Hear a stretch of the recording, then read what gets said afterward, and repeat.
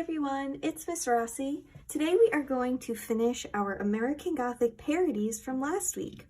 What you'll be needing today is your parody sketch from last week. I have my Spongebob and Patrick American Gothic picture here. You're also going to need an eraser, something to trace your drawing with. I'm going to use a Sharpie to trace my picture, but you can use any other kind of marker, pen, colored pencil, or crayon. And we're also going to need something to color our picture in. I'm going to use crayons to add color to my picture, but you can use whatever you would like, whether you want to use crayons, markers, colored pencils, or anything else. So last week we spent a lot of time drawing our American Gothic parody with our pencil. So you got to choose how you wanted to parody the American Gothic, while still including some of those key elements from the picture, whether that was the clothes, the positioning, the details like the pitchfork and the window, and what kind of unique items you wanted to include to make your picture funny and lighthearted and a little bit different than the original. So I have my SpongeBob and Patrick here, and then I have the flowers up in the sky in the background. Now that my picture is all drawn with my pencil though, I can start to trace. So with my Sharpie, I'm just going to go in and trace over all of my pencil lines. I'm going to go nice and slowly, very carefully, so I don't make a mistake. But I do have my eraser here, so I can erase any pencil lines that I can still see once I am done. I am being extra careful as I'm tracing to see what lines and shapes are in the foreground, are closest to me, and are going to be overlapping other parts of my picture. So like my pitchfork is going to be overlapping Patrick, so I stopped tracing Patrick in that area and then traced over my pitchfork so I wouldn't make a mistake and trace where I didn't want to. But I'm just going to go in with my Sharpie and trace over all of my pencil lines so everything is nicely outlined before we start to color.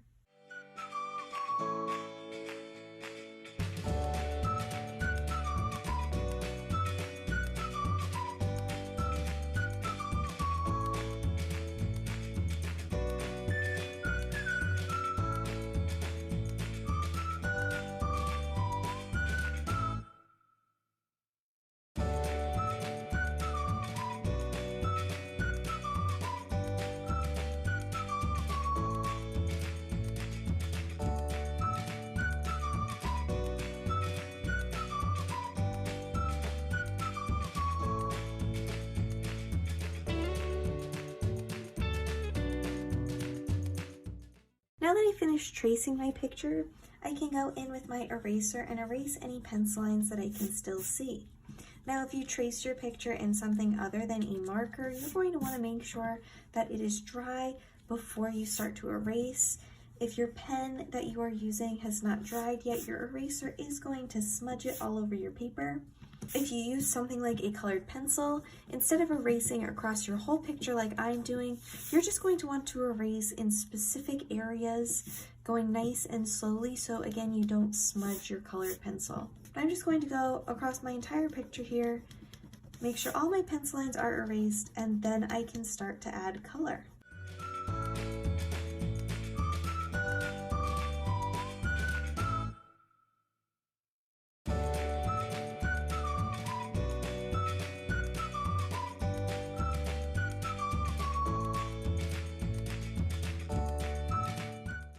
I realized SpongeBob was missing some holes on the bottom, so I drew those in with my Sharpie quickly, and now I can grab some crayons and start to color in my picture.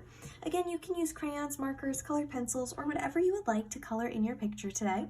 I'm going to start by coloring in SpongeBob and Patrick. I'm going to try and pick colors that I think match them the best, so I'm going to fill in Patrick with some pink, SpongeBob with some yellow, and I will color in their clothing so it matches the American Gothic's original clothing. As you're coloring, you might want to mix some of your colors together by layering them on top of each other.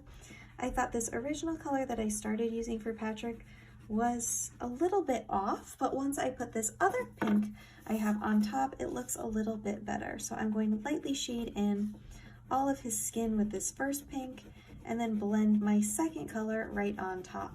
As I'm coloring, I'm going back and forth nice and slowly. I want to stay inside the lines as best as I can. I'm not scribbling, and I want to make sure I color in all of the space fully and completely. Once I am done, I want a completely colored in picture. I don't want to leave any white space.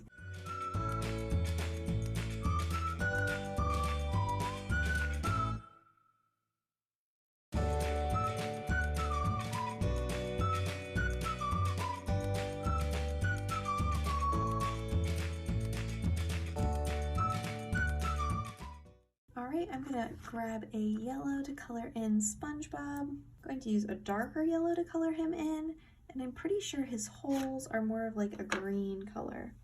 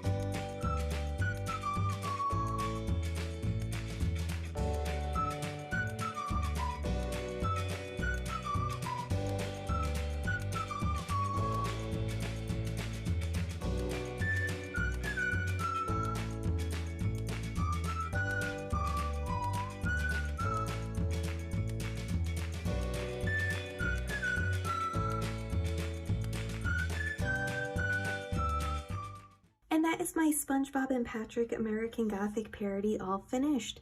As I was coloring, I started to mix some of my colors together to get more specific shades that I didn't actually have in my crayon box by layering the colors that I did have.